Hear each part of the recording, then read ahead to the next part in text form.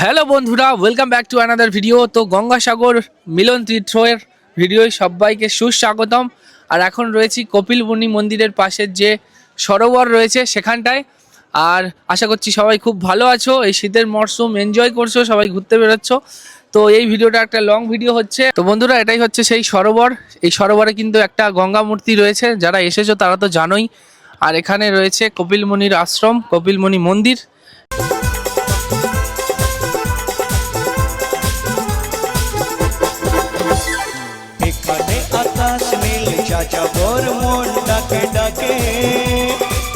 আর মন্দিরে কিন্তু এখন রঙের কাজ চলছে।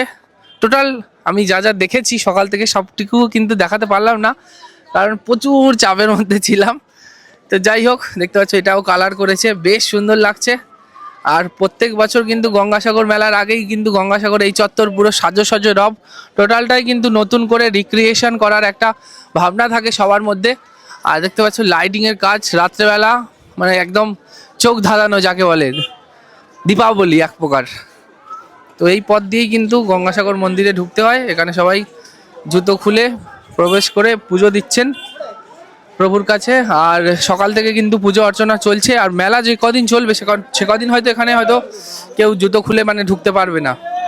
আর এই মিডিলে এইটাই কিন্তু কপিলমুনির যে কমলা কালারের দেখতে পাচ্ছ হয়তো এইটা। আর এখন বাইরে রঙের কাজ চলছে। আর এখানে কিন্তু পুজো দেয় সকাল থেকে, যারা যারা পুজো দিয়েছিল অনেক কিছু, মানে ফুল, তারপরে কি আলতা এরকম কিছু দিয়েছিল, দেখতে পাচ্ছ লাল ব্যাপার হয়ে আছে। তো সেগুলো সব কিন্তু বিকেলবেলা পরিষ্কার করা হয়েছে আবার। এখানে আরও পড়ে রয়েছে।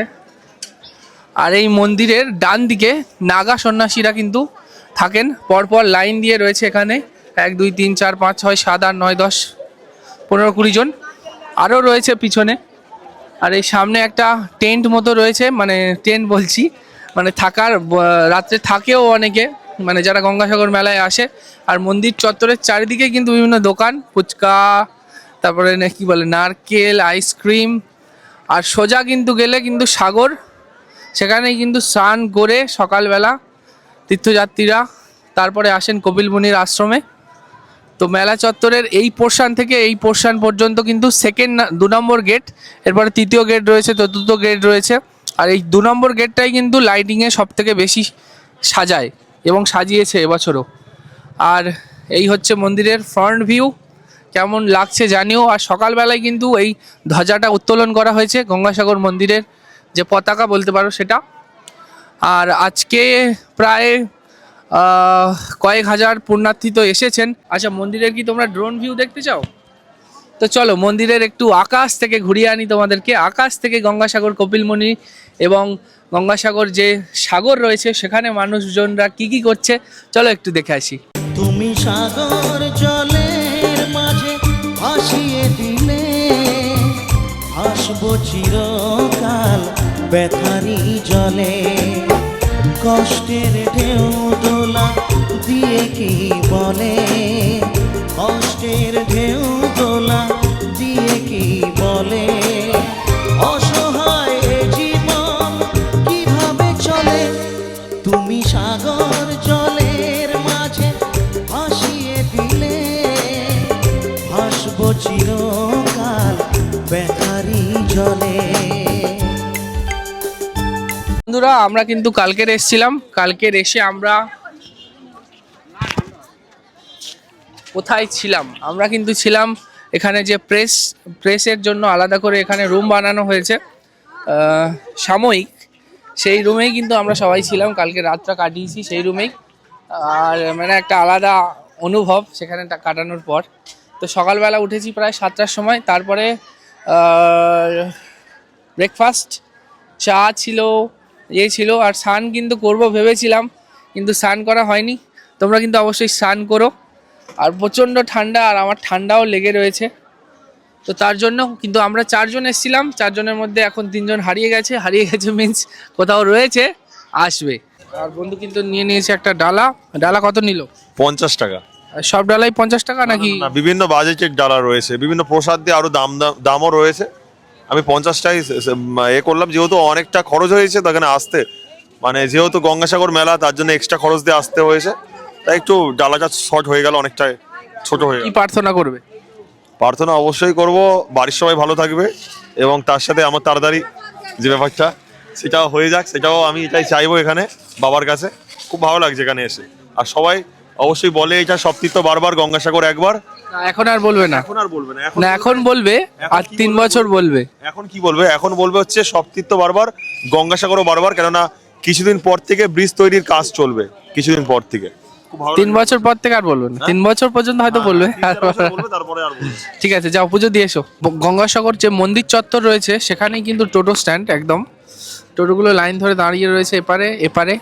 এগুলো সম্ভবত বেশি দূর যায় না, কত দূর যায় একটু জিজ্ঞেস করবো, দাঁড়াও। এই টোটো কত কিলোমিটার পর্যন্ত নিয়ে যাও তোমরা? কত কিলোমিটার যাও? কচুবেড়িয়া যাও? না, কচুড়িতে যাই না। আমাদের মানে স্ট্যান্ড আছে মনসাবাজার থেকে, এখানটায় আসছি। কচুড়িয়া কিন্তু যাওয়া যায় না। মানে এটা কি মানে এমনি কি ঘুরতে নিয়ে যাও নাকি যারা এমনি পাড়ার লোকরা আছে আসে? ঘুরতে নিয়ে যায়, যাত্রীরা আসে ভাড়া করলে ঘুরতে। কোথায় কোথায় নিয়ে যাও? এই কপিলমুনি মন্দির, নাগ মন্দির, শিব মন্দির। নাগ মন্দিরটা কোথায় আছে? নাগ মন্দিরটা হচ্ছে বাগবাজার দিয়ে, বাগবাজার হরিমঞ্চের ভিতর দিয়ে ঢুকলে নাগ মন্দির আছে ওই সাইডে। তারপর নাগ মন্দিরের ওইদিকে আসছে আমার। টোটাল কতগুলো এখানে দর্শনীয় স্থান রয়েছে? দর্শনীয় স্থান বলতে গেলে এখনো 6-7 জায়গা। গঙ্গাসাগর আছে, মনসা মন্দির আছে, শিব মন্দির আছে, নাগ মন্দির আছে, জগদ্ধাত্রী। সবাইকে মানে একটা এই যে নিয়ে যাবে, ধরো কেউ যাবে 6 জায়গায় একসাথেই, তো ক টাকা ভাড়া নেবে? ভাড়া তো কত, ভাবছে কত, 100, 200, 300? হ্যাঁ একজনের মাথা পিছু 120, 100, 150, যে যেমন। যাই হোক, দাদাকে দেখে রাখো, আর এলে কিন্তু ভিডিওটা দেখাবে, বলবে তুমি বলেছিলে। ঠিক আছে, যাই হোক, এরকমই কিন্তু ভাড়া রয়েছে 6-7 জায়গায় যাওয়ার। মন্দির চত্বরে কিন্তু এখনো অবধি লাইট জ্বলেনি, আর লাইট জ্বললে কিন্তু অপূর্ব সুন্দর মানে মন্দির চত্বর সেজে উঠবে সেই রূপে, যেটা আমরা কাল রাত 12টায় এসে দেখেছিলাম।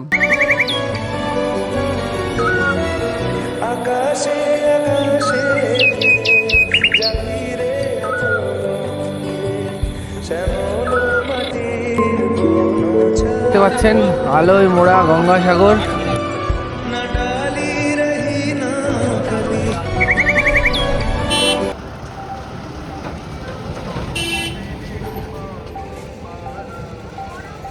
তো বন্ধুরা, গঙ্গাসাগর মেলা কিন্তু শেষ করে মানে আবার বাড়ি ফিরছি।